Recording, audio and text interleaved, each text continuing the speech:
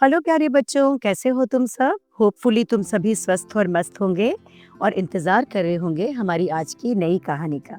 तो बिना देर करे शुरू करते हैं आज की कहानी। झटपट अपनी आंखें बंद करो ताकि इस पूरी स्टोरी को एक मूवी की तरह तुम अपनी आंखों के सामने देख पाओ।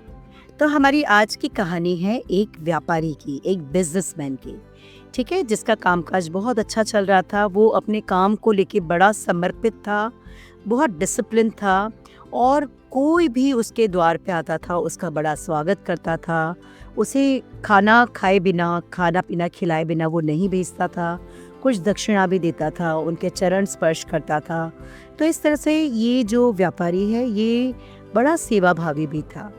एक बार की बात है कि बहुत ही सिद्ध साधु उनके यहाँ पर आए और जैसा कि वो हर साधु और हर मेहमान के साथ करता था, इस व्यापारी ने इस साधु की बहुत आवभगत की और साधु महाराज जी को सच साफ आसन पर बिठाया और खाना खिलाया। फिर खाना खाने के बाद उन्हें दक्षिणा दी, उनके चरण स्पर्श किए।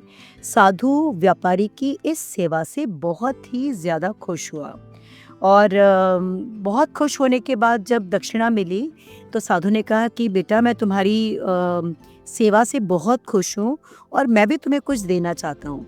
तो व्यापारी ने पूछा कि बताइए, आप मुझे क्या दे सकते हैं? तो साधु ने कहा, मैं तुम्हें मुक्ति यानी मोक्ष का रास्ता बताना चाहता हूँ। तो अगर तुम्हारे पास समय हो तो मैं तुम्हें बताऊं। तो सेठ ने कहा, साधु महाराज, इस वक्त तो मैं बहुत बिजी हूँ, है ना, दुकान पे भी बहुत काम है, बहुत भाग दौड़ चल रही है और बिल्कुल भी फुर्सत नहीं मिलती है ना। आप ऐसा कर सकते हैं क्या कि 2-4 साल के बाद अगर आप आएँ तो तब तक मैं अपने कामों को भी वाइंड अप कर लूँगा और मेरे पास थोड़ी फुर्सत भी होगी। फिर आराम से बैठकर आप 2-4 साल बाद आइएगा और मुझे बताइएगा कि मुक्ति यानी मोक्ष का रास्ता क्या है। साधु ने कहा, ठीक है, मैं उस पल का, उस घड़ी का इंतज़ार करूँगा। और कहकर साधु चला गया। साधु चाहते थे कि इस घर की रोटी खाई है, खाना खाया है, तो इस अच्छे इंसान को मैं मोक्ष और यानी कि मुक्ति का रास्ता बता पाऊँ। तो साधु ने ये बात याद रखी और 2-4 साल के बाद साधु फिर से आए और आके उन्होंने उसी घर पर आकर उन्होंने आवाज़ लगाई सेठ के नाम से। लेकिन मालूम पड़ा कि सेठ के बच्चे थे, 4 बेटे थे उनके, और मालूम पड़ा कि सेठ तो इस दरमियान मर चुके हैं।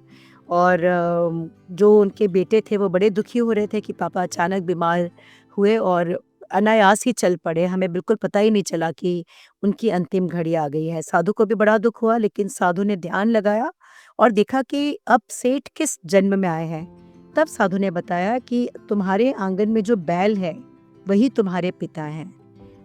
यानी उसने बताया तो नहीं, लेकिन उसने मन में देखा कि अब किस रूप में साधु है, वो व्यापारी है। तो उसे पता चल गया कि इनके आंगन में जो बैल है वही वो व्यापारी है जिसने अब बैल का जन्म पाया है। तो साधु उस बैल के पास गए और बैल के कान में बोले कि मैं तुम्हें मुक्ति या मोक्ष का रास्ता बताना चाहता हूँ, क्या तुम्हारे पास थोड़ा टाइम है उसे सुनने के लिए?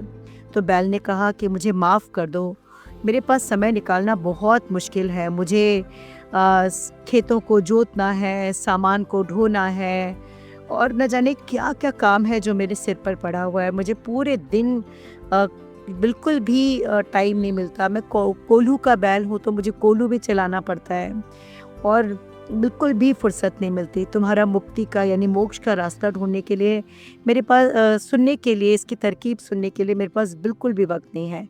क्या आप एक काम कर सकते हैं साधु महाराज, कुछ महीनों बाद आ सकते हैं? साधु ने कहा, हाँ मैं ज़रूर तुम्हारे पास कुछ महीनों बाद आऊँगा। तुम्हारे घर की रोटी खाई है मैंने, तो तुम्हें मोक्ष या मुक्ति का रास्ता मैं ज़रूर बताऊँगा। और ये कहते हुए साधु चले गए।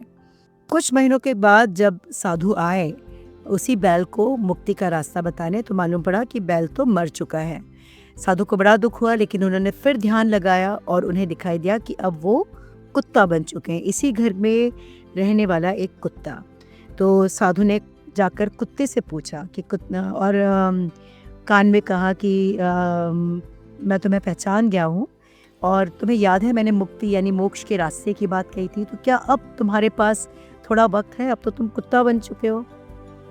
तब उस कुत्ते ने कहा कि अरे मेरे पास कहाँ वक्त है, पूरे दिन घर की चौकीदारी करना पड़ता है, भौंकना पड़ता है, इस बात का पूरा ख्याल रखना पड़ता है, कौन आ रहा है, कौन जा रहा है। मेरे पास अभी तो बिल्कुल भी वक़्त नहीं है कि वो मुक्ति का रास्ता मैं सुन पाऊँ। तो अगर आप कुछ दिनों बाद आएँ तो आप मुझे बता सकते हैं, है ना? तो इस तरह से वो व्यापारी जो था पहले मरने के बाद बैल बन गया और फिर मरने के बाद वो कुत्ता बन गया। साधु ने भी सोच ली थी कि मैं इस व्यापारी ने मुझे बड़े दिल से खाना खिलाया, दक्षिणा दी, तो मुक्ति का रास्ता मैं इसे ज़रूर बताऊंगा ताकि ये जीवन मरण के चक्र से मुक्त हो जाए। पर इस बार भी कुत्ते ने जब मना कर दी तो साधु महाराज जी ने कहा ठीक है, मैं चला जाता हूँ। अब कुछ दिनों के बाद जब साधु महाराज जी आए तो मालूम पड़ा कि कुत्ता भी मर चुका है। अब साधु ने फिर ध्यान लगाया कि अब उन्हें कौन सी योनि मिली है, किस रूप में अब व्यापारी का जन्म हुआ है।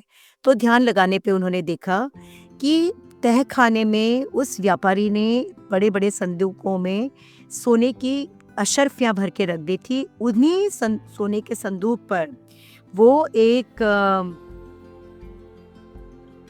सांप बनकर बैठे हैं।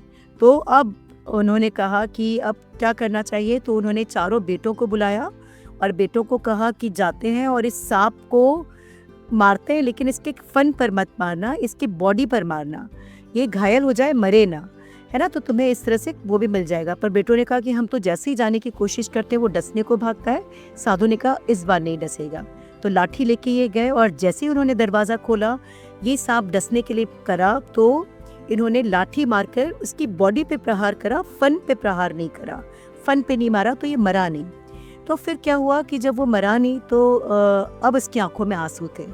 तब साधु ने कहा कि देखा, जिस धन के लिए तुमने यानी कि तहखाने में संदूक पर तुम कुंडली मारकर बैठे हो, है ना? तो आज देखो तुम्हारे बेटे, है ना, जिनके लिए तुमने ये सब धन जमा किया, वो बेटे ही तुम्हें मार रहे हैं इसी धन को वापस पाने के लिए। अब बताओ, क्या अब तुम्हें मुक्ति या मोक्ष का रास्ता चाहिए, या अभी भी तुम अलग अलग योनियों में जन्म लेना चाहते हो? तब सांप ने रोते हुए कहा कि आप सही कहते थे, आज मैं तैयार हूँ, मुझे मुक्ति का रास्ता दिखाओ, मुझे मोक्ष का रास्ता दिखाओ। और फिर साधु ने उसे बताया कि तुम भगवान का नाम जपो। और साधु ने भी उसके साथ भगवान का नाम जपा, और भगवान का नाम जपने के साथ ही उसे मुक्ति मिली, मोक्ष मिला, और वो इस जन्म से छूटकर फिर वो सीधे ईश्वर के पास पहुंचा। और फिर बार बार अलग अलग रूप में जन्म लेना, फिर मरना, फिर जन्म लेना, फिर मरना, वो इससे मुक्त हो गया।